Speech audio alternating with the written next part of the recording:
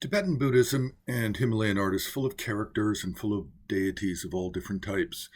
And sometimes characters are actually important historically, but they're not really well represented in art. So I just want to talk about two of those right now. And they belong to the group of students of Shakyamuni Buddha. So we're talking about Shariputra and Maudgalyayana. And these two are regarded as the principal students of the Buddha, although they themselves are not patriarchs, because apparently they passed away into nirvana or parinirvana prior to Shakyamuni passing away, or they went into some kind of arhat state. Now, how are they depicted? Well, they're typically depicted with Shakyamuni at the center of a composition or in a set of paintings, and then the two large standing figures on either side of Shakyamuni Buddha are these two, Shariputra on the Buddha's proper right and Maudgalyayana on the proper left. And Shariputra is most famous for, I think, discipline and education. Maudgalyayana is most famous for magical attainments and flying in the sky. Now, with these three, we then have in compositions throughout the Himalayan regions, we then have what are called the 16 elders, sometimes called the 16 Arhats or the 16 Staviras or the 16 Lohan. And then with those, we have Dharmatala, the attendant to the 16 elders. And then from basically the 16th century, we have an added figure called Hvashang, a Chinese figure who in some paintings is even listed as Gyalpo because he represents the Chinese emperor.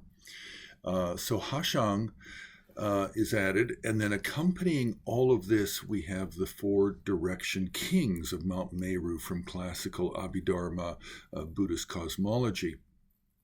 So in total, we have 23 figures. One Buddha, two main students, 16 Arhats, two attendants, four guardian kings. And this is a very, very popular composition, Buddhist composition in painting and scrollwork painting and mural. It's also popular in sculpture. Now, typically the two, Shariputra and Maudgalyayana, are shown standing. Occasionally you can find them in painting where they might be seated or kneeling next to the Buddha.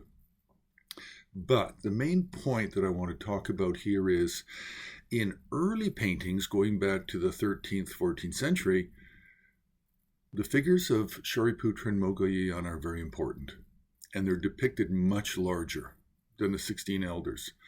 But over the course of the 15th, 16th, 17th century, they become much smaller, and they are then depicted at basically the same size as the 16 elders are depicted, or Dharmatala and Hvashang, the patron, and the four guardian kings are depicted at the same size. But then what we find really in the 18th and 19th and 20th century is often the Shariputra and Maudgalyayana, who are actually the two most important figures in these compositions with Shakyamuni Buddha. They are actually depicted as even smaller than the 16 elders, the two attendants, and the four guardian kings. And then in some compositions, modern compositions of the last 100, 150, 200 years, Shariputra and Maudgalyayana are actually left out of the composition entirely.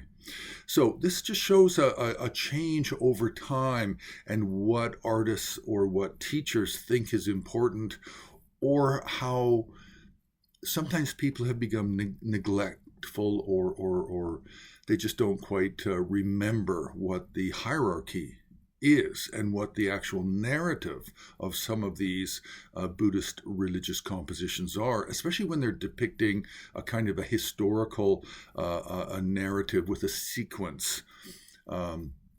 So that's my point here. We put up a number of examples on the HAR site for you to see, plus the main images with a very large Shakyamuni at the center, and then two large figures of the two main students, with the 16 elders depicted in very small, as very small, diminutive figures. So we'll leave it there. You can press like, you can subscribe, you can join HAR and Patreon, and you can make a donation on the homepage of Himalayan Art Resources.